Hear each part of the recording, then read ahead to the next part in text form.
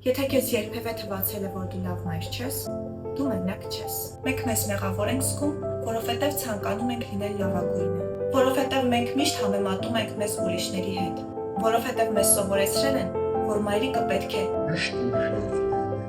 բայց հնարավոր չի միշտ ուժեղ լինել։ Դու մեղավոր չես, որ հոգնում ես, դու մեղավոր չես, որ երբեմն համբերատար չես։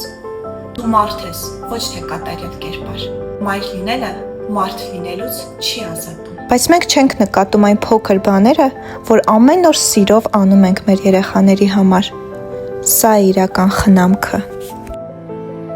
Երեխային պետք չէ կատարյալ մայր, նրան պետք է զգացող, կենդանի, իրական մայր։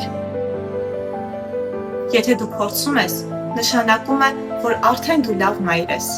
Մեղքի զգացումը չի նշանակում, որ դու վատ մայր ես, այն նշանակում է, որ քեզ համար կարևոր է։